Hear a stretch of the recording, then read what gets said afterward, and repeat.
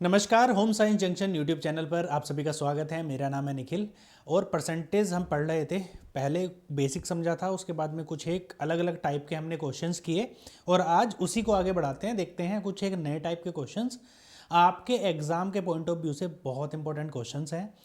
जो simple question आते हैं, सिंपल से मॉडरेट लेवल के, वही आपके एग्जाम में पूछे जाते हैं। उन्हीं पर हमारा फोकस है, तो तैयारी अच्छे से करते रहिएगा। और साथ साथ जो भी टाइप के हम क्वेश्चन कर रहे हैं, उनकी जितनी अच्छी आप प्रैक्टिस करेंगे उतने अच्छे से आप अपने एग्जाम में इन क्वेश्चन को सॉल्व कर पाएंगे।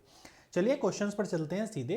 पहला प्रश्न है, salary of A is 20% more than the salary of B, then by what percent salary of B is less than that of A. मतलब ए का वेतन बी के वेतन से 20% अधिक है, तो बी का वेतन ए के वेतन से कितने प्रतिशत कम है। जब एक का दूसरे से ज़्यादा है तो इसका मतलब है अगर दूसरे का ज़्यादा है तो इस वाले का कम होगा, यानी कि इस वाले व्यक्ति का वेतन दूसरे वाले से कम है। दोनों के रेस्पेक्टिव बात करें, जैसे दो व्यक्ति खड़े हुए हैं, एक सीता है एक गीता है।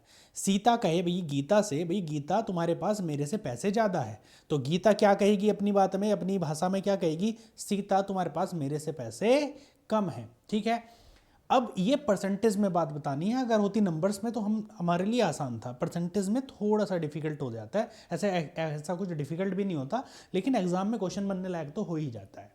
जैसे ये है, ए का वेतन बी के वेतन से, हमने बात समझी थी ये लास्ट क्लास में भी कि भाई ये से शब्द बड़े इंपॉर्टेंट होता है। से और का, बी के वेतन से जिससे तुलना की जाती है उस पर से या का लगा होगा, उसी को आप 100 मानते हैं या फिर ऐसी वैल्यू मानते हैं जिससे तुलना की जा रही है। तो यहाँ पर बी के वेतन से, अगर आप बी का वेतन मान लो, भाई मान लो बी को 100 रुपये मिलते हैं, ठीक है, तो ए को कितने मिलेंगे, ए को मिलेंगे बी से 20% ज़्यादा अधिक मिलेंगे, है ना। ए को बी से अधिक, ए के पास ज़्यादा है तो ए के पास कितने होंगे भाई, ए का वेतन कितना रहा होगा 120। हमने सीधा 120 क्यों लिख दिया, क्योंकि 20% अधिक है और 100 की तुलना में जो भी चीज़ जितनी होती है उतना ही परसेंटेज में भी होती है। 100 का 20% 20 हो गया, तो हमने क्या लिखा यहाँ पर 120 लिख दिया, राइट। तो ए का वेतन 100 हो गया, बी का 120। ए का तो हमने एज्यूम किया था, माना था कि कितना है, क्योंकि यहाँ पर नंबर्स की बात नहीं है तो आप कुछ भी मान सकते हैं। अगर आप 10 भी मानेंगे तो भी क्वेश्चन सोल्व हो जाएगा, 1 मानेंगे तो भी क्वेश्चन सोल्व हो जाएगा, 20 मानेंगे तो भी क्वेश्चन सोल्व हो जाएगा। क्वेश्चन सोल्व करने में कोई समस्या नहीं आएगी। लेकिन जब हमको मानना ही है कुछ, हमें कुछ एज्यूम ही करना है, तो हम अपने प्रश्न को क्या करेंगे, आसान बनाएंगे। और आसान बनाने का परसेंटेज में सबसे बढ़िया तरीका है 100 मान लो, ठीक है, कैलकुलेशन आसान हो जाएगी। अब वो कह रहा है बी का वेतन ए के वेतन से, ए के वेतन से, ठीक है, कितना कम है। अब आप देखोगे बेटा कमी कितने की है, 120 से 100 कितना कम है, 20 कम है। किसके वेतन से, ए के वेतन से। ए का वेतन है कितना 120, जिसके बाद में से लगा होता है उसको आधार बनाते हैं, यानी कि तुलना उससे हुई है। भाषा को समझना जरूरी है, हर बार लैंग्वेज ही में ही थोड़ा बहुत चेंज करता है, क्वेश्चन ऑलमोस्ट सेम ही होते हैं। ये आपको परसेंटेज बतानी है तो आप सीधा करोगे मल्टीप्लाई बाई 120। 120 से जैसे ही आपने मल्टीप्लाई किया आपका आंसर मिल गया। मल्टीप्लाई बाई 100 होगा यहाँ पर, 120 क्यों होगा, परसेंटेज निकालनी है ना, कितना हो जाएगा मल्टीप्लाई बाई 100। देखो 0 से 0 काटेंगे, 2 से काटो 6 बार, यानी वैल्यू कितनी मिली आपको 100/6। कितना होता है भाई ये 16 सही 2/3% या फिर 16.66%, ऐसे भी आप बोल सकते हो। कितना हो जाएगा भाई 16.66%। अब ये हमने लास्ट क्लास तक समझ लिया था, हमने बताया था फ्रैक्शन का भी इसमें बहुत इंपॉर्टेंट रोल है, फ्रैक्शन भी आपका काम आसान करता है। बात को समझते हैं कैसे आसान करता है। अब सीधा देखो, ए की सैलरी बी के वेतन से 20% अधिक है। 20% कितना होता है भाई, 1/5 होता है कि नहीं। अब दूसरा हम तरीका इसका देख रहे हैं, अभी तक हमने ये वाला तरीका देखा था, अब दूसरा तरीका भी साथ साथ पैरेलली लेते हुए चलेंगे, क्योंकि कुछ क्वेश्चंस ऐसे होंगे जो आप इस तरीके से कर पाएंगे, दूसरा ऐसे होंगे जो इस तरीके से जल्दी कर पाएंगे। कर तो पाएंगे ही, लेकिन जल्दी किससे कर पाएंगे। और सबके सोचने की एबिलिटी ना अलग अलग होती है, कि जो कोई चीज़ अगर आपके सामने आती है तो उसको एक पर्सन अलग थिंकिंग से सोचता है, दूसरा अलग। इसलिए अगर 4 रास्ते होते हैं तो 4 अलग अलग दिशाओं में चलना शुरू कर देते हैं, यानी बट जाते हैं। वो इसलिए है, सबके सोचने की शक्ति अलग अलग है, सब अलग अलग तरीक़ों से चीज़ों को सोचते हैं। अब देखो 20% अधिक है, 20% बेटा 1/5 होता है, यानी कि अगर किसी का मान 5 है तो दूसरे का 1 ज़्यादा होगा। इसका सीधा सा मतलब ये है। अगर ये b का मान है, नीचे क्या रखते हैं जिससे तुलना की गई, 5 मान लो, b की सैलरी कितनी है भाई 5 है, b के वेतन से 20% अधिक। अगर b की 5 है तो a की कितनी हो जाएगी बेटा, a की हो जाएगी 5 + 1, ये तो अधिक वाला लिखा होगा ना, 20% मतलब 1/5। ऊपर क्या लिखते हैं, जो अधिक है या फिर कम है। तो आप a की कितनी लिखोगे भाई, अगर आप देखो तो a की कितनी हो जाएगी 5 + 1 यानी कि 6 हो जाएगी, राइट। अब देखो b का वेतन है 5, a का वेतन है 6, b से a कम कितना है, 1 भाग कम है। अब तुलना में पूछा क्या है, b का वेतन a के वेतन से कितने प्रतिशत कम है। तो आप देखोगे नीचे क्या रखना है, अब 6 को रखना है, पहले 5 रखा था ना, अब 6 रखा है। क्यों, क्योंकि a के वेतन से तुलना हुई है। 1/6 आप सब जानते हैं, सबसे पहली क्लास में यही सीखते हैं हम, कितना होता है भाई 16.66%, ये होता है। आपका आंसर सीधा सीधा आ गया। थोड़ा थोड़ा समझ में आया होगा, थोड़ा थोड़ा अगर आया है तो पूरा भी समझ में आ जाएगा प्रैक्टिस से। एक बार फिर से देख लो, और इसी तरीकों को और क्रिस्प करते हैं और छोटा करते हैं। कैसे, 20% है, दिमाग में बनाओ बेटा, 20% होता है 1/5, यानी b का मान कितना है 5, एक ये एक्स्ट्रा है क्योंकि अधिक की बात की है, तो नीचे जो अब वैल्यू आएगी वो एक्स्ट्रा वाली आ जाएगी 6। चेंज कितना था, बदलाव कितने का था, केवल 1 का बदलाव था, वो ही रहेगा, ऊपर आ जाएगा 1, 1/6 यानी कि 16.66% आपका आंसर। बहुत छोटा हो गया, चलिए सेकंड में कर सकते थे सोल्व। नेक्स्ट, अगला प्रश्न देखिए, दो व्यक्तियों का मासिक वेतन बराबर है, अगर उनमें से एक व्यक्ति का मासिक वेतन 25% बढ़ जाता है और अन्य की 25% की कमी हुई है, दोनों व्यक्तियों के कुल वेतन में प्रतिशत परिवर्तन कितना है। The monthly salaries of 2 persons are equal if monthly salary of one of them is increased by 25% and of others is decreased by 25%, find the percentage change in the total salary of 2 persons। ठीक है, बात समझ पाए होंगे। दो व्यक्तियों का पहले सैलरी समान थी, एक में थोड़ा सा ऊपर बढ़ गया, एक की थोड़ी सी कम हो गई। वो कह रहा है कि दोनों में अल्टीमेटली कितना चेंज हुआ है, दोनों की मिला करके ज्वाइंटली, दोनों व्यक्तियों के कुल वेतन में। बात को समझना, ये छोटे छोटे शब्द है ना, यही गलतियां करवाते हैं। ठीक है, हम पूरा क्वेश्चन सॉल्व कर लेंगे, बड़ा भी छोटी सी चीज़ों की वजह से, जैसे नहीं नहीं देखते कई बार प्रश्न में दिया होगा ये नहीं है, आपने पहला ही ऑप्शन देखा, अच्छा ये तो है, लगा दिया, जबकि क्वेश्चन में पूछा गया होता है कुछ और। चलो बात समझो, दो व्यक्ति हैं, समझ लेते हैं, एक राम है और एक मोहन है, मान लेते हैं। ठीक है, मान लेते हैं इसकी जो राम की सैलरी थी वो 100 रुपये थी। जब दोनों की मासिक सैलरी बराबर थी तो इसकी भी भाई 100 ही होगी, जो इसकी मानी है वो इसकी होगी भाई। ठीक है, वो कह रहा है अगर उनमें से एक का वेतन 25% बढ़ जाए, यानी जो चेंज के बाद है इसका वेतन कितना हो जाए, 125 हो जाए, राइट, और अन्य का वेतन 25% कम हो जाए, ये कितना हो जाए भाई 25% कम हो करके 75 हो जाएगा, होगा कि नहीं, ये 75 हो जाएगा। एक 125 हो गया, दूसरा 75 हो गया, तो दोनों का ज्वाइंटली वेतन पहले कितना था और अब कितना है, कुछ चेंज हुआ क्या। आप सीधा देखो, यहाँ पर पहले दोनों का योग कितना था, 200 रुपये, दोनों घर 200 रुपये लेकर के आ रहे थे, दोनों भाई भाई हैं, राम और मोहन मान लेते हैं, एक को 100 रुपये मिल रहे हैं, दूसरे को 100 मिल रहे हैं, तो दोनों घर कितने लेके जा रहे हैं, 200 रुपये। अब एक की सैलरी बढ़ गई, 25% हाइक हो गया, दूसरे की 25% घट गई, तो अब भी दोनों मिलाकर के ये सैलरी तो 200 ही लेकर के जा रहे हैं। कितनी सैलरी लेकर के जा रहे हैं भाई, 200 रुपये। अब देखो, वो कह रहा है कि क्या कुछ परिवर्तन हुआ है, दोनों व्यक्तियों के कुल वेतन में प्रतिशत परिवर्तन क्या है भैया, नहीं हुआ, दोनों के कुल वेतन में नहीं हुआ, इंडिविजुअल हुआ है, स्वतंत्र रूप से हुआ है चेंज, लेकिन दोनों का मिला करके नहीं हुआ, यानी कि दोनों में कोई भी चेंज नहीं होगा। आंसर हो जाएगा विकल्प सी, कि दोनों में से किसी में भी कोई चेंज नहीं होगा। समझ पा रहे होंगे। चलिए बढ़ते हैं अगले प्रश्न पर, फटाफट से सोल्व करते रहिएगा। Tinku attend 105 marks in an exam which was 62.5% of total marks, find total marks.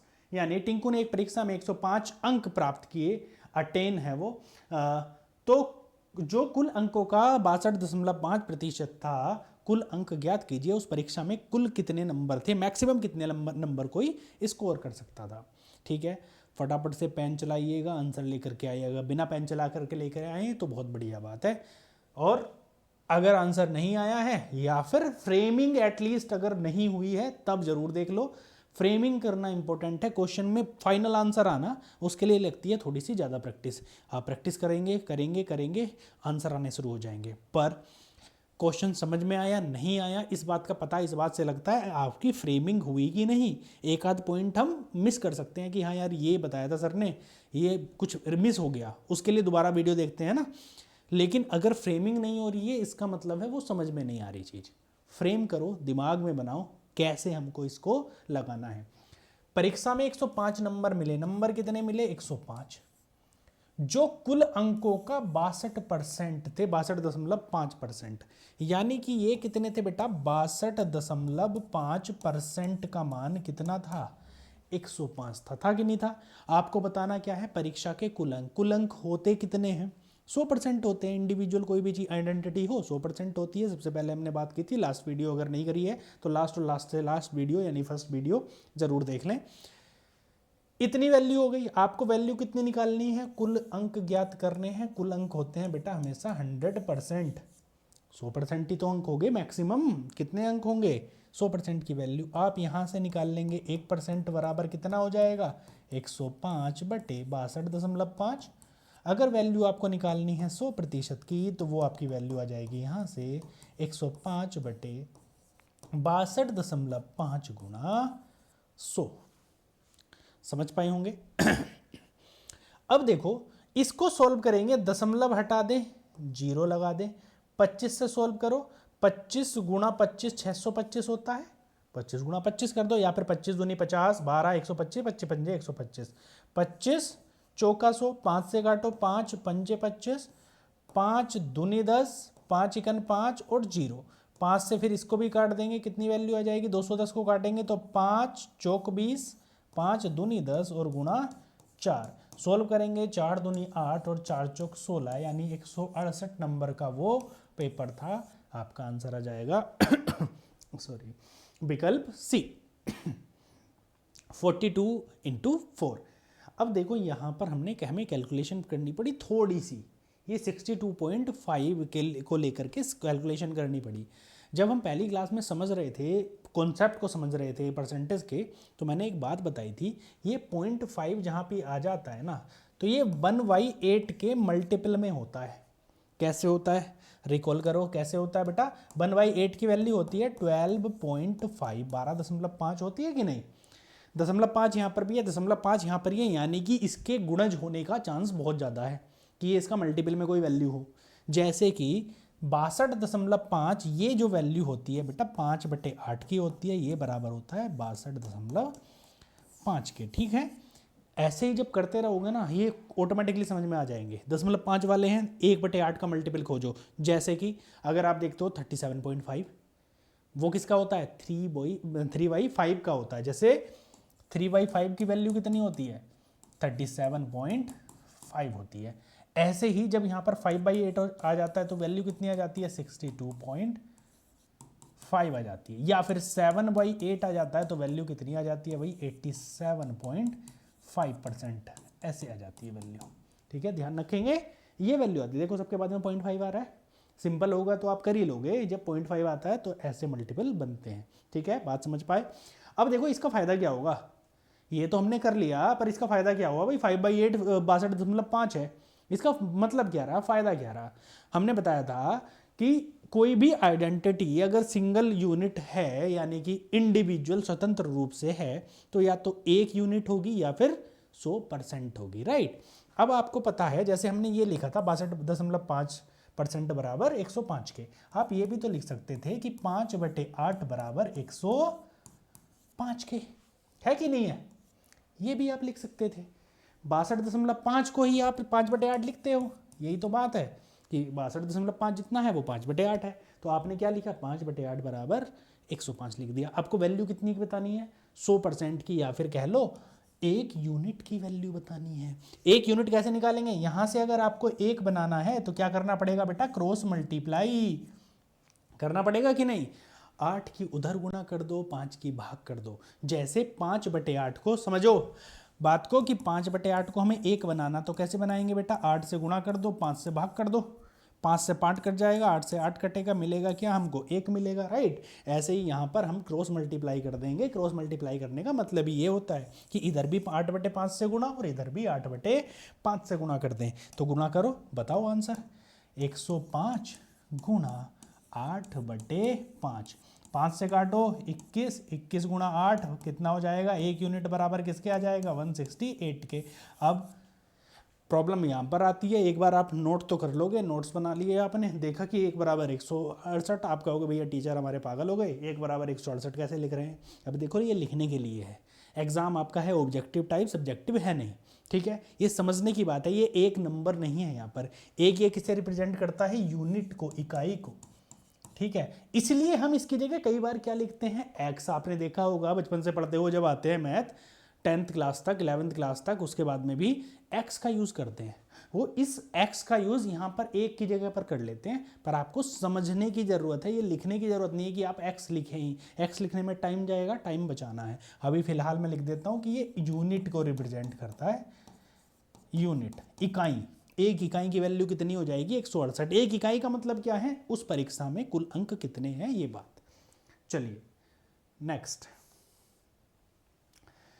if numerator of a fraction is increased by 20% and the denominator is decreased by 80%, then what is the percentage increase in the original fraction। यदि किसी भिन्न का अंश 20% बढ़ा दिया जाए और हर घटाकर 80% कर दिया जाए तो मूल भिन्न में कितने प्रतिशत का चेंज आएगा, कितने प्रतिशत की वृद्धि हो जाएगी। न्यूमरेटर बटे डिनोमिनेटर होता है, न्यूमरेटर बटे डिनोमिनेटर, n/d, ठीक है, ये होती है।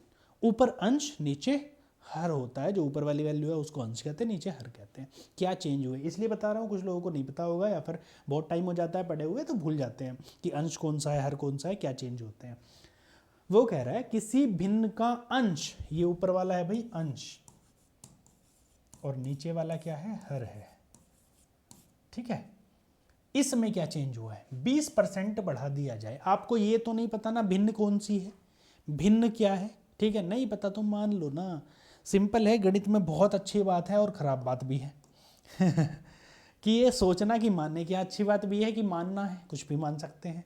तो हम कोशिश ये करते हैं आसान चीज़ें मान लें। मान लेते हैं उस भिन्न का जो अंश है वो भी 100 है और हर है वो भी 100 है। हम 1/1 भी मान सकते थे, मान तो कुछ भी लो, कोई फ़र्क नहीं पड़ेगा आपने क्या माना है, लेकिन आप ऐसी वैल्यू मानते हैं जिससे आपका काम आसान हो जाए। एक्चुअल में हम यहाँ पर x/y के रूप में भी लिखते हैं, विन x भी लिख सकते हैं, कुछ भी लिख लीजिए, लेकिन काम वो करो जो आपको आसानी हो। और हमेशा परसेंटेज में आसानी 100 होती है जब भी आप 100 मानते हो। ये भिन्न आपने एज्यूम करी थी कि माना जो भिन्न है वो हमारी ये है। इसमें चेंज क्या हुआ है, यहाँ देखो आप, अंश बढ़ गया कितना, 20%, 20% बढ़ा तो कितना हो गया, 120 हो गया, और हर घटाकर 80% रह जाए। ये घटा, कितना घटा, 20% घट गया, 80% रह गया, और अंश घटाकर 80% कर दिया जाए। इसका मतलब ये नहीं है कि 80% घटा दिया, ये घटा के 80% कर दिया, यानी घटा कितना, केवल 20%। बात सेम ही रही। ये कितना हुआ बेटा, 80 हो गया, क्योंकि इसमें 20% की कमी हो गई। पहले 100% था, अब 80% रह गया। समझ पाए। अब वो बोल रहा है कि मूल भिन्न में कितने प्रतिशत की वृद्धि हुई। मूल भिन्न तो ये थी 100/100, यानी एक मान था इसका। अब जो नई भिन्न है वो ये है, इसमें कितना चेंज हुआ आप देखो, 120/80, 0 से 0 काटोगे, 4 तिया 12, 4 दूनी 8, नई भिन्न बनी 3/2। आप सीधे भी कह सकते हो, अगर ये 100% है यानी एक वैल्यू है, ये वैल्यू, इसका मान कितना है 1, तो इसका मान कितना है 3/2 है, यानी कि 1.5 है। 1 से कोई वैल्यू 1.5 हो जाए तो कितना बढ़ती है, 50% बढ़ जाती है। या फिर अगर आप इसको 100 मानते थे तो ये कितनी हो जाएगी, 150 हो जाएगी। आप ऐसे भी निकाल सकते हैं कि कितनी हो गई, 150। और कैसे तरीके से निकाल सकते हैं वो देखना। देखो भाई, अब देखो पहले भिन्न थी 100/100, अब हो गई 120/80। इस बात को समझना, या तो फिर इसको काटो मत, इतना सिंप्लीफाई मत करो। अगर कर रहे हो तो उसका मतलब क्या है, ये देखो 120/80 हमारी नई भिन्न बनी। अब हम चेंज कैसे निकालते हैं कि कितनी वृद्धि हुई, बड़ी वाली में से छोटी वाली को घटा देंगे, ये तो बड़ा पता लग रहा है कि ये बड़ी है। छोटी संख्या से जब भी भाग होती है तो बड़ा हमें नंबर प्राप्त होता है जब भिन्न में होता है। भिन्न जितनी छोटा जितना हर होगा उतना ही बड़ा नंबर आपको मिलेगा। जैसे यहाँ पे 80 छोटा है, 120 बड़ा है, तो 1 से बड़ी वैल्यू मिलेगी। यहाँ दोनों बराबर है तो 1 मिलेगा। सपोज करो नीचे बड़ा नंबर होता तो ये 1 से छोटी वैल्यू मिलती। कितनी वृद्धि हुई ये देखना है, तो आप देखो 1 से 1.5 हो गई, या 1 से जो बढ़कर के ये वैल्यू है 3/2 हो गई, या फिर 100/100 से बढ़कर के 120/80 हो गई। ठीक है, सिंपल है, इसको आप सॉल्व कर लो, वैल्यू आ जाएगी या तो 1.5 आप लिख लीजिए, इसको लिख लीजिए 3/2 लिख लीजिए, कोई भी है। इसमें आप देखेंगे ये वैल्यू 100% थी तो वो कितनी हो जाएगी, 1/2 इतने का इसमें चेंज आ जाएगा, जो कि बराबर होता है किसके, आपके 50% के बराबर होता है। ऑप्शन सी आपका आंसर। ठीक है, बात समझ पाए होंगे। चलिए आगे बढ़ते हैं अगले प्रश्न पर। क्वेश्चन नंबर 5 है, the population of A township is 20,000. If it increases by 20% every year, then what would be the population after 2 years? एक बस्ती की जनसंख्या 20,000 है, यदि इसमें प्रति वर्ष 20% की वृद्धि हो तो 2 वर्ष बाद की जनसंख्या क्या होगी। ठीक है, बताओ, सिंपल सा क्वेश्चन है। बस्ती की जनसंख्या दी गई है 20,000, 20,000, ठीक है। इसमें हर साल 20% की क्या हो जाती है, वृद्धि। यानी जो 20% की वृद्धि हो रही है वो इस वैल्यू में हो रही है, जो 20,000 है इसमें बढ़ करके कितना बढ़ रहा है, 20% बढ़ जा रहा है। इसमें वैल्यू बढ़ रही है 20%। अगर कोई चीज़ 20% बढ़ जाती है तो अपनी वैल्यू की कितनी हो जाती है, 120%। ठीक है, मैं आपको पैसा दूँ, आपको दूँ 100 रुपये, ठीक है। मैं कहूँ जी मुझे 20% का लाभ कमाना है, मुझे नहीं पता, मैंने आपको उधार दिए हैं, मैं तो जब आपसे अगले महीने उधार लूँगा तो 120 रुपये लूँगा। इसका मतलब क्या है कि मैं 20% प्रॉफिट चाहता हूँ एक महीने के अंदर, तो आप मुझे 100 के बदले 120 देंगे। ठीक है, ये वैल्यू 20,000 है, ये कह रहा है जी हर साल 20% बढ़ जानी है। तो ये जो 100% वैल्यू, तो 20,000 का मतलब 100% भी तो है। जो जनसंख्या है 20,000 है अभी किसी टाउन की, यानी किसी शहर की जनसंख्या उस रेस्पेक्ट में कितनी हुई, 100%। वो अगली बार कितनी हो जाएगी, 120%, राइट। तो ये बढ़ करके कितनी हो जाएगी, 120%। इस चीज़ को गांठ बांध लेना कि ये 120 होगी, यहाँ पर सीधा सीधा निकालने के लिए। दूसरा तरीका भी था कि हम 20% निकालते फिर जोड़ देते, लेकिन बेस्ट तरीका क्या है कि 20,000 का 120% आप सीधा सा निकाल लो। ठीक है, इसको हम फ्रैक्शन में भी करते हैं कि 20% 1/5 है, तो हम इसको क्या लिखेंगे, 6/5 लिख देते हैं, वो भी समझेंगे। पहले बात समझो, यहाँ पर 1 साल बाद जनसंख्या ये आ गई भाई, यही तो हुआ। ये 100% जनसंख्या थी, फिर बढ़ी 20% तो 120% हो गई। तो ये 1 साल बाद ये जनसंख्या जो है 20,000, ये अब है, प्रेजेंट थी, ये 1 वर्ष बाद है कि नहीं है। ये वाला हिस्सा क्या है, 1 वर्ष बाद। अब 2 वर्ष बाद अगर आप देखो, वर्ष बाद अगर आप देखो तो क्या चेंज होगा, 1 वर्ष बाद जनसंख्या इतनी होगी, जो भी कैलकुलेशन करके वैल्यू आएगी हमें मतलब नहीं है क्या आ रही है। हम तो सोच रहे हैं कि भैया ये कैलकुलेट हमने कर लिया दिमाग में, एक पूरी ये यूनिट है, एक साथ में है, ठीक है, एक ही संख्या है। 2 वर्ष बाद क्या वैल्यू होगी भैया, फिर 20% बढ़ जाएगी। 20% बढ़ करके कितनी हो जाएगी, 120%। 140 मत कर देना यहाँ पर, क्योंकि इस वैल्यू से बढ़ी है 120%, इस वैल्यू से 20% बढ़ी है ये। ठीक है, तो कितनी हो जाएगी, इतनी, और आपका आंसर आ गया। क्योंकि 2 वर्ष बाद पूछा है, अगर वो कितने भी वर्ष बाद पूछेगा आप आसानी से आंसर दे देंगे। 20 से काटो, 20 छंग 120, 20 पंजे 100, 20 छंग 120, 20 पंजे 100। 5 से काटो, 5 चौक 20, 1 2 3, 5 से काटो 5 अट्ठे 40, 800। वैल्यू आ जाएगी आपकी 800 गुणा 6 गुणा 6। 6 छंग 36 कितना हो गया, 8 छंग 48 और गुणा 6, 36 गुणा 48 कितना हो जाएगा भाई, 8 छंग 48 का 8 हासिल लगे 4, 8 या 24 और 4 28, इतने आपका आंसर आ जाएगा। 288 0 आपका आंसर आ जाएगा, ये वाला नहीं आएगा, ये वाला आपका आंसर हो जाएगा ऑप्शन ए। फिर से समझेंगे एक बार, थोड़ा सा समझने वाला प्रश्न है क्योंकि ये इम्पोर्टेंट है, आपको बहुत सारे क्वेश्चंस में इस तरह के चीज़ें अप्लाई करनी पड़ती है। इसके और एग्जांपल्स भी देखेंगे। वो कह रहा था जी जो जनसंख्या है वो 20,000 है, अभी जनसंख्या कितनी है भाई, 20,000 जनसंख्या है, ठीक है। अब उसमें वृद्धि हो गई 20% की। बात समझना, मैं दूसरा तरीका भी बता रहा हूँ, इसका 20% निकालो। आप ऐसे ही तो निकालोगे, 20% निकालेंगे, 0 से 0, 2 दूनी 4, 4,000 की वृद्धि हो गई, किस में, 20,000 में। तो एक वर्ष बाद जनसंख्या कितनी आएगी, एक वर्ष बाद जनसंख्या हो जाएगी 24,000, हो जाएगी कि नहीं, ये वाले 20,000 और ये वाले 4,000, ठीक है। फिर 2 वर्ष बाद, अगर 2 वर्ष बाद देखो, 2 वर्ष बाद क्या होगा, इस बात पर फोकस करना। ये जो 24,000 जनसंख्या है इसका फिर से 20% बढ़ जाएगा, 20% आप निकालो, 0 से 0 गया, 0 से 0 गया, 2 चौक 8, 2 दूनी 4, 4800। अब इस 24,000 में ये वाला 4800 जुड़ गया, तो 2 वर्ष बाद जनसंख्या कितनी आई, 28800, ये जनसंख्या आ गई, 28,800 आया। ये तरीका थोड़ा सा लेंथी है ना। 20% निकालो, ऐड करो, सीधा 120% कर दो।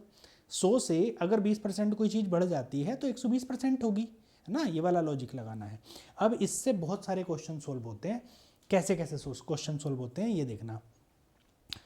100 के रेस्पेक्ट में जब चीज़ों की कैलकुलेशन करते हैं तो वो आसान है। दूसरी बात, अगर यहाँ पर 20% वृद्धि, 20% वृद्धि, 20% वृद्धि दे रहा है, अगर चेंज भी करता, मान लो इसी क्वेश्चन में वो कह देता भैया एक बार 10% वृद्धि होगी, अगली बार 20% वृद्धि होगी, अगली बार 30% वृद्धि होगी, चौथे साल 10% कम हो गया, तो आप क्या करते। बात समझना, कोई भी पॉपुलेशन देगा तो आप क्या करते, इस बात को समझना। मैं इस साइड वाले को हटा रहा हूँ क्योंकि इसकी आपको ज़रूरत नहीं है, ये समझाने के लिए सिर्फ था, ठीक है। बात समझना, समझ में आएगी। देखो, अगर मान लो वो कहता है कि 20,000 जनसंख्या है, मतलब कहता क्या, इसमें तो कही रखा है, पहले साल जनसंख्या 10% बढ़ गई, जो कह रहा हूं उस पर ध्यान देना। तो आप कहोगे जी पहले साल 10% बढ़ी तो जनसंख्या हो गई 110, खत्म काम, एक साल का निकल गया। वो कहेगा जी दूसरे साल जनसंख्या 20% बढ़ी है, उस शहर की, जो उस बस्ती की जनसंख्या है 20% बढ़ी है। आप कहोगे जब भी जनसंख्या 20% बढ़ेगी तो जनसंख्या हो कितनी जाएगी, 120%। ये नहीं होगा, गलती कहाँ करते हैं हम, यहाँ पर 20% बढ़ा देंगे 130 कर देंगे, ये नहीं करना भैया। ये 110 नहीं हुई है जनसंख्या, 110% हुई है जनसंख्या, तो टोटल वैल्यू है। जो एक साल बाद वैल्यू है वो है 100% ही। अगर मैं आपसे कहूँ कि आपके शहर की जनसंख्या अभी परसेंटेज में कितनी है और उसके परसेंटेज में कितने मेल हैं, तो आप उस साल की बताओगे भैया 100% जनसंख्या है अगर, तो मेल मेरे शहर में 55% है आबादी। अगले साल मैं यही बात पूछूं कि भैया कितने % मेल है, आप कहोगे जी 55% है। मैं तो कहूँगा जी आपके तो शहर की आबादी बढ़ गई, आप फिर भी 55 बता रहे हो, तो आप कहोगे सर आबादी तो बढ़ गई, रही तो फिर भी 100% ही ना। तो ये भले ही 110% हो गई लेकिन फिर भी कितनी रही है, 100% ही। एक साल बाद ये थी, अगर दूसरे साल जनसंख्या बढ़े 20% तो कितनी हो जाएगी, 120%। मैं कहूं उसी शहर की जनसंख्या तीसरे साल 10% घट गई, अब तो घट गई। अगर जनसंख्या घटेगी तो घट करके कितनी रह जाएगी भाई, 90%। अभी जो जनसंख्या है अगले साल 10% घट जाए तो वो कितनी रह जाएगी, 90% अब की जनसंख्या से। 2 साल बाद ये वाली जनसंख्या है, 2 साल बाद ये जनसंख्या है, तो अगले साल घटेगी कितनी, 10% घट जाएगी, 90% रह जाएगी। और आप यहाँ पर क्या लिखेंगे, गुणा 90 बटे 100।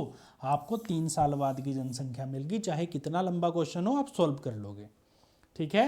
चलिए चलते हैं नेक्स्ट क्वेश्चन पर, समझ में आया होगा, नेक्स्ट पर चलते हैं।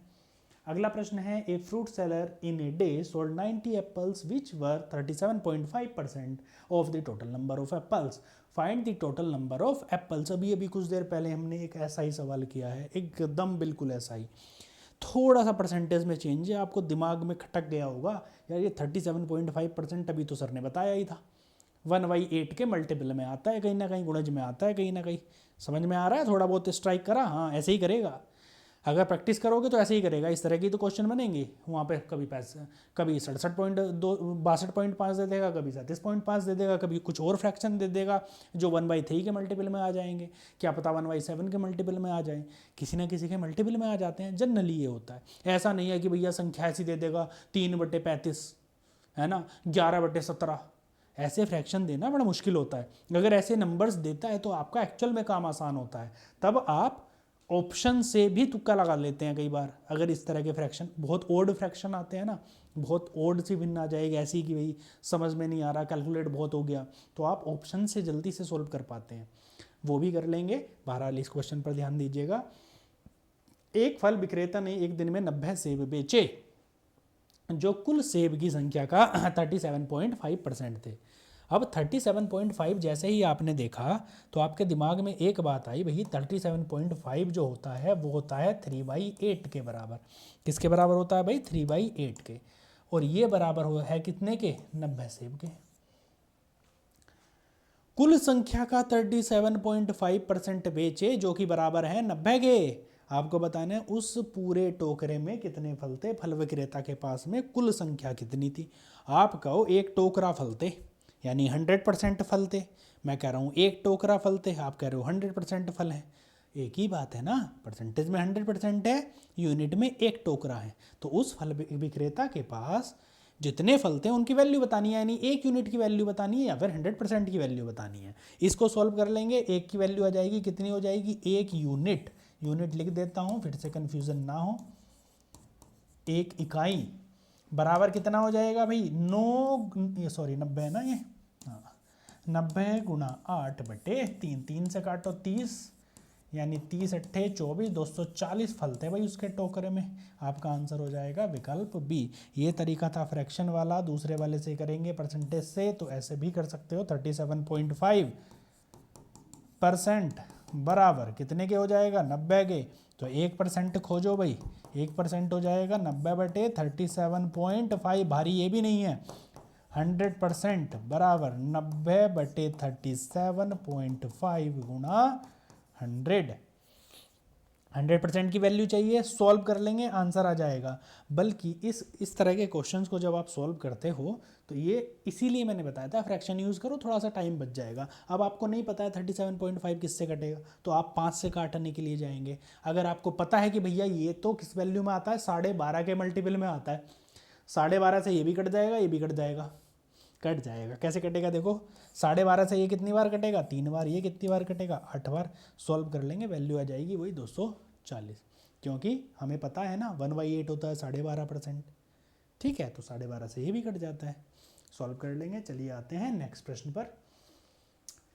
3 successive percent change of 10% plus 10% plus 20% and minus 30% is equivalent to what single percentage change? यानी कि प्लस के 10%, प्लस के 20%, माइनस के 30% के 3 क्रमिक प्रतिशत परिवर्तन में किस एकल प्रतिशत परिवर्तन के बराबर हैं? ये सारे चेंज किसके बराबर हैं? किसी संख्या में इतना इतना चेंज हुआ, पैसे में इतना इतना चेंज हुआ। पहले पैसा, शेयर मार्केट में पैसा लगाया, पहले 10% बढ़ा, फिर 20% लालच आ गया भैया और बढ़ेगा, फिर आपने लगाए रहा पैसा, फिर 30% की कमी आ गई, जो कि होता ही है ना मोस्टली। तो वो कह रहा है कि लास्ट में आपको फ़ायदा हुआ, नुकसान हुआ, पता कैसे चले कितना चेंज हुआ है? जो आपने पैसा लगाया था, आप बात मानो ना उसकी कि पैसा ही इतना लगाओ जिससे कैलकुलेशन आपको करनी आसान हो। आप भी शेयर मार्केट में पैसा लगाओगे तो पहले क्या करोगे भैया? 100 रुपये लगा के देख लेते हैं, फ़ायदा हुआ, नुकसान हुआ, कितना हुआ, सीधा सीधा हिसाब रहेगा। ठीक है, इतने परसेंट का फ़ायदा हुआ है ना, 1000 रुपये लगा के देखते हैं, कैलकुलेशन आसान रहेगी हमारी। वैसे ही हम यहाँ पर नंबर क्या ले लेते हैं भैया? 100 है, मान लो 100 रुपये लगा दिए आपने। पहले चेंज कितना हुआ इसमें? 100 में 10% का चेंज हुआ, प्लस के 10%। यहाँ पर प्लस किस चीज़ को रिप्रेजेंट कर रहा है? बढ़ने को। तो प्लस का चेंज हुआ यानी कि 10% वैल्यू इसकी बढ़ गई, और 10% बढ़ेगी तो वैल्यू कितनी हो जाएगी भाई? 110%। ये पहला चेंज हो गया, यानी प्लस के 10% वाला, इसको छोड़ दो। अब सेकंड पे आ जाते हैं। अब जब 10% वैल्यू बढ़ गई तो इतनी हो ही गई, 10% बढ़ने के बाद में फिर कौन सा चेंज होना है? ये वाला 20% का। तो इस वैल्यू में जब पैसे की वैल्यू अब इतनी हो गई है, ये वाली इसमें 20% बढ़ जाएगा नंबर। 20% बढ़कर कोई भी चीज़ कितनी हो जाती है, 120% हो जाती है। 120 लिख दिया आपने, राइट। अब ये वाला काम भी हो गया। टुकड़ों में सॉल्व करते हैं हम हमेशा क्वेश्चंस को, टुकड़ों में क्वेश्चन की लैंग्वेज को समझते हैं और वो टुकड़ा खोजते हैं कहाँ से हमको सॉल्व करना है। मोस्टली क्वेश्चन आपको स्टार्टिंग से एंड की तरफ सही मिलते हैं, पर जब क्वेश्चंस डिफिकल्ट होने शुरू होते हैं, मॉडरेट से डिफिकल्ट, तब हमें कई बार होता है लास्ट वाले को पहले सॉल्व करना पड़ता है, फिर दूसरा खोजना पड़ता है, इसके बाद क्या खोजें, पर टुकड़ों में ही सॉल्व होते हैं। इसके बाद में देखो ये वाले दो चेंजेस आपने कर लिए। अब माइनस के 30% होना है। जब भी किसी चीज़ में 30% का नुकसान होगा तो वैल्यू कितनी हो जाएगी, 70% बचेगी। अगर 10% बढ़ी थी तो वैल्यू 110 हुई थी, 30% कम होगी तो 70% रह जाएगी, यानी ये वैल्यू कितनी रह जाएगी भाई, 70%। ठीक है जी, सोल्व कर लो, देखते हैं क्या चेंज हुआ है। 0 से 0, 0 से 0, 0 से 0। अब ये दो जीरो हैं, 1 2, ये वाले काट दिए, 1 2। ऊपर क्या वैल्यू है, नीचे क्या वैल्यू लिख लेते हैं, 11 गुणा 12 गुणा 7 बटे नीचे क्या बचा 10। 11 12 कितना होता है, 132 गुणा 7 बटे 10। सोल्व करेंगे, 7 दूनी 14, यहाँ से मैं लिख रहा हूँ, देखना 7 दूनी 14, 7 या 21 1 22, 7 7 और 2 9 हो गए बटे 10। 10 से भाग करेंगे तो वैल्यू कितनी आ जाएगी, 92.4 ये वैल्यू आ जाएगी 10 से भाग करने पर। यानी कि जो पहली वैल्यू आपने 100 रुपये लगाए थे जब मार्केट में, वो घट कर के 92.4 रुपये आपको मिल रहे हैं। वो कह रहा है कि किस एकल प्रतिशत परिवर्तन के बराबर है। अब या तो आप ऑप्शन से चुन लो, पहले से क्या हुआ, पहली बात तो कमी हुई, पहली बात तो कमी हुई ना, पहले 100 रुपये आपके पास थे, अब कितने बचे 92.5, तो ये वाला ऑप्शन होने का मतलब नहीं, ये मतलब नहीं। दूसरा कह रहा है भैया ये चेंज नहीं हुआ कुछ भी, 100 रुपये से घट के पैसे 92.4 हो गए, आप कह रहे चेंज नहीं हुआ, तो आप क्या कहोगे भैया 7.6% का चेंज हो गया। ऑप्शन डी आपका सही आंसर है। चेंज कितना हुआ, कमी हुई, ये भी दिखा हुआ है कि कमी हुई, बढ़ा घटा कम हुआ, क्या हुआ, कमी हुई है ना। 92.4% रह गया, 7.6% की हो गई कमी। समझ पाए? फिर से जल्दी से एक बार रिवाइज करता हूँ, ध्यान देना। 100 रुपये आपने मार्केट में लगाए, पहले 110% हो गए, फिर 20% की वृद्धि हुई तो 120% हो गई, फिर 30% की कमी हुई तो 70% रह गई। वैल्यू कितनी हो गई, कैलकुलेट करके 92.4, जो कि है 7.6% की कमी। चलिए नेक्स्ट क्वेश्चन पर चलते हैं। If 60% of the student in a school are boys and the number of girls is 972, how many boys are there in school? एक स्कूल है, उसमें कुछ बच्चे होंगे, एक आइडेंटिटी है स्कूल की, है ना। यानी स्कूल में जितने भी बच्चे हैं उनकी क्षमता है, उसको आप क्या कहोगे, 100%। यदि किसी स्कूल में 60% छात्र लड़के हैं और लड़कियों की संख्या 972 है, तो स्कूल में कितने लड़के हैं, बॉयज़ के नंबर आपको बता देने हैं। बहुत बहुत सिंपल क्वेश्चन है, जैसे दिया गया है। 2-3 क्वेश्चन आप इस तरह के कर चुके हो, मुझे उम्मीद है आप सभी लोग इसको कर पाएंगे, नहीं तो कम से कम फ्रेम कर पाओगे और आंसर अब आएगा आपका चुटकियों में। बात समझना, 70% छात्र लड़के हैं, टोटल कितने होंगे भैया, 100% होंगे स्कूल में। 60% क्या है भाई, बॉयज़ हैं, और इनमें से 40% क्या है भैया, लड़कियां हैं, गर्ल्स हैं। इतनी बात तो तय है, 60% अगर लड़के हैं तो 40% लड़कियां हैं। ऐसा नहीं है कि भैया थर्ड जेंडर भी लेना है, नहीं दिया भैया, मैथमेटिक्स है, इसमें नहीं चलता। जब तक दिया ना जाए स्पेशल मेंशन, तो आप जेंडर में 2 ही मानेंगे बॉयज़ एंड गर्ल्स, ठीक है, मेल एंड फीमेल, राइट। तो देखो लड़कियों की संख्या है 972, लड़कियां कितनी है 40%, आपके हिसाब से है 40% और प्रश्न के हिसाब से है 972, ठीक है जी। उसने पूछा लड़कों की संख्या आपके हिसाब से कितनी है, 60%। आपको 100 निकालना ही क्यों है, इसकी ज़रूरत ही क्या है, आपको तो सीधा बताना भैया 60% लड़के कितने हैं। 40% का पता है ना, तो 1% का भी पता है। कैसे, 972 बटे 40 से, और 60% जो कि लड़कों की संख्या है वो उसके बराबर कितने हो जाएगा, 972/40 इंटू 60। 0 से 0 गया, 2 दूनी 4 और 2 तिया 6, 2 से काटो, 2 से इसको काटो 972 को, 2 चौक 8, 1 17, 2 8 16, 1 12 है, 2 छंग 12 है, यानी वैल्यू कितनी आ जाएगी 60% बराबर हो जाएगा आपका 486 गुणा 3 के, 3 से कैलकुलेट करो, 3 छंग 18, 3 अट्ठे 24 और 1 25, 3 चौक 12 और 2 14, 1458 आपका आंसर आ जाएगा। कहाँ दिया गया है? विकल्प बी में। बात समझे कि नहीं समझे? फिर से देखो, जल्दी से रिपीट करता हूँ। वो कह रहा था कि भाई स्कूल में 60% छात्र जो हैं, बच्चे जो हैं, स्टूडेंट जो हैं वो लड़के हैं, तो 40% लड़कियाँ हुई। 40% लड़कियां हैं आपके हिसाब से। वो कह रहा है क्वेश्चन में जी 972 लड़कियां हैं, आप कह रहे हो 40% लड़कियां हैं। बात तो एक ही है ना, 40% लड़कियां बराबर 972 के 60% लड़कों की वैल्यू आपने निकाल दी। कितनी आई? 1458। अगला प्रश्न, दो उम्मीदवारों के बीच लड़े गए एक कॉलेज के चुनाव में एक उम्मीदवार को कुल वैध वोटों का 55% प्राप्त हुआ, 15% वोट अवैध थे। यदि कुल वोट 15,200 थे तो दूसरे उम्मीदवार को मिले वैध वोटों की संख्या क्या है? In a college election fought between two candidates, one candidate got 55% of the total valid votes, 15% of the votes were invalid. If the total values were 15 to 100, what is the number of valid votes to other candidate got? The other candidate got. बताना है आपको दूसरे उम्मीदवार को कितने valid vote मिले, वैध vote मिले। टोटल वोट कितने थे भाई? 15,200। कुल वोट कितने थे? 15,200। इनमें से 15% वोट अवैध थे, डले ही नहीं। वो जो गलत है ना, बीच में मोहर लगाते हैं कि चले आते हैं कि भैया हमें तो कमल को भी देना है और पंजे को भी देना है, और बीच में लगा दी, है ना, वही वाले अवैध थे, या और किसी रीज़न से मजाक कर रहा हूँ। तो 15%, 15% वोट्स वर इनवैलिड, तो 15% को उनको तो हटा ही दो, उनको तो काउंटिंग होती नहीं है। तो इनमें से 15% घटा देंगे तो बचेंगे कितने? 85% बचेंगे। या तो फिर 85% निकाल लो, या 15% निकाल के माइनस कर दो। तो आप 15% निकाल लो, चाहे गुणा 15/100। 0 से 0, 0 से 0, 15 दूनी 30 का 0, हासिल लगे 3, 15 पंजे 75 और 3 78 का 8, हासिल लगे 7, 15 की 15 और 7 22। 2280 जो वोट हैं वो अवैध हैं। क्या है भाई? अवैध वोट हैं, इनवैलिड वोट हैं।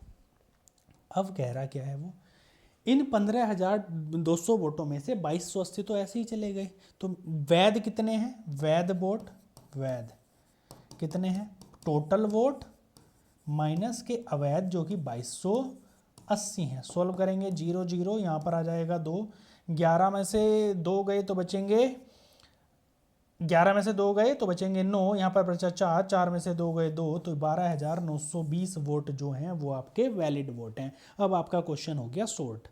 सीधी सी बात इतनी आई, एक उम्मीदवार को कुल वैध वोटों का 55% मिले। अब बात को समझना, सिर्फ क्वेश्चन आपका इतना तो आपको करना ही है, उसके बाद में कितना शॉर्ट हो सकता है वो चीज़ देखना। अब भाषा को समझना, एक उम्मीदवार को कुल वैध वोटों का 55% मिले, तो दूसरे उम्मीदवार को कुल वैध वोटों का कितना परसेंट मिले, इन दोनों लाइन पर फोकस करना। वैध वोटों की संख्या है 12,920, एक को कितने मिले हैं? 55% इनका, है ना, तो दूसरे को कितने मिलेंगे? इसका 45%। अब ये वैल्यू कितनी होगी? 100% हो गई। एक को इन वोटों में से, अब टोटल वोट जो काउंट करने वाले हैं वो है 12,900, इनकी काउंटिंग हो रही है भाई 12,900 की, 15% तो हटा ही दिए कि भाई ये कूड़े में जाए। अब ये जो वोट हैं उसमें रखे हुए हैं, ये 12,900 वोट हैं, इनमें से एक को मिले कितने? 55%, दूसरे को कितने मिलेंगे? 45, तभी तो मिला करके 100 होगा। ये तो अब पूरे 100 है ना, अब पहले हमने 100% इसको माना था, लेकिन ये वाले वोट तो हटा दिए ना, अब जो बचे हैं वो 100% है। यानी कि जो दूसरा उम्मीदवार है उसको कितने वोट मिले हैं? 45% इस वैल्यू का, तो आप निकाल देंगे 12,920 का 45%, इतने वोट किसको मिले हैं? दूसरा वाला जो उम्मीदवार है उसको। 0 से 0 गया, 5 दूनी 10, 5 9 45, 2 से काटो भाई, 2 छंग 12, 2 चौक 8, 2 छंग 12, 9 से वो करेंगे 9 छंग 54 का 4। अब देखो एक बात देखना, जैसे ही मैंने 4 लिखा मैंने आंसर लगा दिया ऑप्शन डी। एग्जाम में ये छोटी छोटी चीज़ें आती हैं काम आपके। क्यों? इकाई का अंक मेरा आया 4, मैंने इकाई के अंक पर ही लगा दिया ये 4, मैं आगे सोल्व करूँगा ही नहीं। ठीक है, मुझे कॉन्फिडेंस है कि मैंने सही किया है, 4 यूनिट प्लेस पे दिखाई दिया, मेरा आया, मैं आगे कैलकुलेशन कर ही नहीं रहा। अगर नहीं है, प्रैक्टिस कम है तो करनी पड़ेगी। 9 छंग 54 का 4 हासिल 5, 9 चौक 36 और 5 39 का 9 हासिल लगे 3, 9 ओके 9 छंग 54 का 4 हासिल लगे 5, 9 चौक 36 और 5 39 का 9 हासिल लगे 3, 9 छंग 54 और 3 57, 5794 आंसर आना चाहिए। आई थिंक या कुछ गड़बड़ हुई है, देख लेते हैं एक बार। ठीक है, देखो 15 क्वेश्चन को समझो, इसको देखेंगे। क्वेश्चन का प्रोसीजर देखो। टोटल वोट थे 15,200 वोट टोटल वोट थे, 15,200 वोट। इनमें से 15% अवैध थे, उनको निकालो पहले। 15% निकाला, पूर्णा 15/100 करके, 15 दूनी 30 हासिल 3, 15 पंजे 75 और 3 78 का 8 हासिल लगे 7, 15 एकन 15 और 7 22, यानी 2280 वोट आपने निकाल दिए। टोटल वैध वोट जो बचे, जो वैलिड वोट थे, वो इतने बचे। 0 से 0 गया, 8 बचा यहाँ पर, 10 में से 8 गया बचा 2, 11 में से 2 गया बचा 9, 4 में से 2 गया 2, 1, ठीक है 12,920, इतने वोट आपके बच गए। इनमें से एक को मिले 55%, तो दूसरे को कितने मिलेंगे, दूसरे वाले को कितने मिलेंगे 45, क्योंकि एक को कितने मिले हैं 55%। इसका निकाला आपने 45% गुणा 45/100, 0 से 0 चला गया, 5 दूनी 10, 5 नम 45।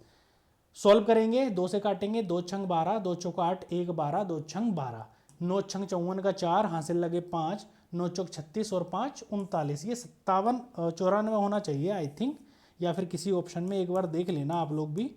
आई थिंक ऑप्शन ये गलत दिया गया है, अदरवाइज ये आंसर मोस्टली ऐसा ही होता है, यूनिट प्लेस से आप आंसर लगा देते हो। आपके वाले एग्जाम में जनरली ये होता है कि आप इतना सॉल्व कर लो, यूनिट प्लेस से आंसर लगेगा, और जब भी यूनिट प्लेस से आंसर लगेगा आपका कुछ सेकंड बचा कर ही जाएगा, 2 सेकंड तो बचा ही लेगा। चलिए आ जाते हैं आज के लास्ट प्रश्न पर, जल्दी से सॉल्व करेंगे।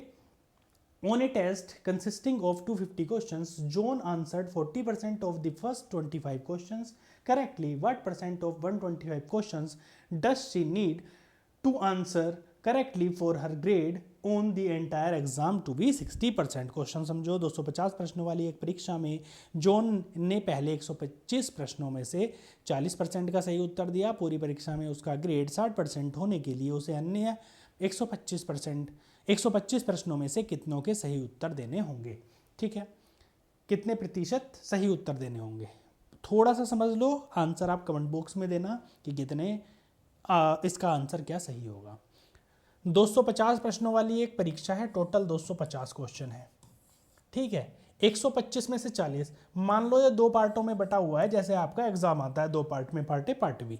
इसमें 125 क्वेश्चन के 2 सेक्शन है, 125 यहाँ लाने हैं, 125 यहाँ लाने हैं। क्वेश्चन दिए गए हैं 2 सेक्शन में, इस तरह से कुछ क्वेश्चन बटा हुआ है। वो कह रहा है कि पहले पार्ट में उसने 40% का सही उत्तर दे दिया, 125 में से 40% के आंसर दे दिए सही। अभी आधा ही पार्ट करा है, लेकिन सिलेक्शन ऐसे 40% पे थोड़ी ना सिलेक्शन हो रहा है। 40% तो क्वालिफाइंग क्राइटेरिया है आपके एग्जाम का भी, जैसे सिलेक्शन होना है 60% पे, ओवरऑल स्कोर कितना होना चाहिए 60%। तो वो कह ये रहा है बेटा कि इस बचे हुए 125 क्वेश्चनों में से उसको कितने % क्वेश्चन सही करने पड़ेंगे इस 125 में से, यही आपको आंसर में बताना है। आंसर लिखिएगा कमेंट बॉक्स में, कोई समस्या हो तो भी बताइएगा। मिलते हैं नेक्स्ट क्लास में, प्रीवियस ईयर के कोशिश करेंगे क्वेश्चंस करें। ठीक है, तैयारी करते रहना, साथ साथ में अगर करते रहोगे तो बेहतर रहेगा। जब ज़्यादा हो जाता है, एग्ज़ाम सर पर होता है, तब वैसे ही हमें हड़बड़ी होती है, छोटी छोटी चीज़ों को हम कवर नहीं कर पाते। चलिए मिलते हैं नेक्स्ट क्लास में, तब तक के लिए शुक्रिया, धन्यवाद।